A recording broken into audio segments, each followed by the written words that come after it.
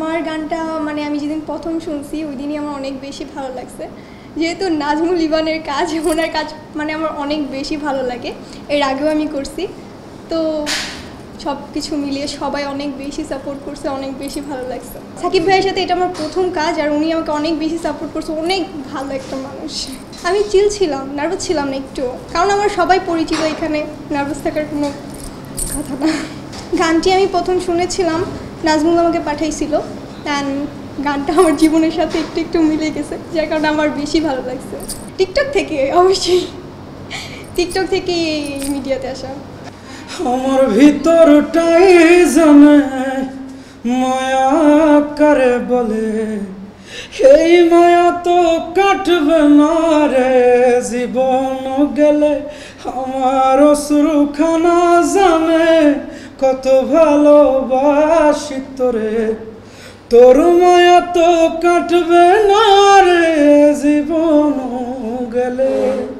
গানটি মূলত আমি নিজেই গিয়েছি, নিজেই সুর করেছি এবং নিজে সব কিছু করেছি। বাট স্পেশাল থ্যাংক ইউ আমি শোভন ভাইকে, শোভন রয় ভাইয়া, উনি মূলত মিউজিক করেছেন এবং মিক্স মাস্টার উনি করেছেন। আর আমার সবগুলো গানে মিউজিক মূলত উনি করেন। একটা মানুষের লাইফে 80% দুঃখ, 10% হতাশা আর 10% আবেগ।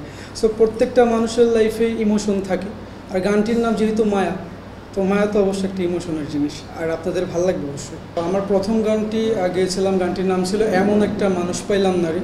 গানটি থেকে অনেক সাড়া পেয়েছি, তো ওইটার পর থেকে অনেক অফারই আসতেছে। এখন আমি প্ল্যান বুঝে কাজ করতেছে, লাইক ডিরেক্টর, ডিরেকশন কে দিচ্ছে, যে চ্যানেল থেকে বা গানটা আপলোড হবে ওই চ্যানেল কীরকম সাপোর্ট করতেছে, সব কিছুর ওপর বিবেচনা করে মূলত আমি গান বাইরে দিচ্ছি। আর এটা ফার্স্ট আমার গান আপলোড হয়েছিল বার্নাবি রেকর্ডসের ব্যানারে। আর তারপর আমি আমার নিজের চ্যানেল নিয়ে বেশি, যেহেতু আমি একজন আর্টিস্ট, আমার নিজের একটা আর্টিস্ট চ্যানেল আছে। মায়াকারে বলে এটা হচ্ছে আমার খুবই পছন্দের একটা গান, আর গানটি গেয়েছে হচ্ছে তানজিল মিসবা, অ্যান্ড মিউজিক করেছে শোভন রয়। সব কিছু মিলে অডিওটা আমার কাছে যখন অনেক ভালো লাগে, তো শুরু থেকেই আমি ছিলাম এটার অডিওর পিছনে, তো যখন অনেক ভালো লাগে মিউজিক করার পর তখন ভিডিও প্ল্যানিং করি।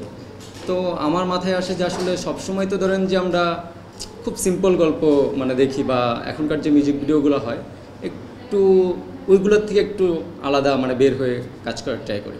তো আমার শুরুতেই মাথায় আসে যে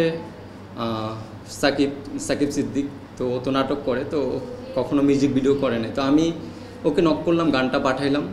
আমার মাথায় আসছিল যে ও হয়তো বা এটা এই ক্যারেক্টারের সাথে যাবে আমার যে গল্পটা ছিল। তারপরে সুমাইয়াকে পাঠাইলাম, দুজনকে মিলে ভালো একটা মিউজিক ভিডিও নির্মাণ করার ট্রাই করছি।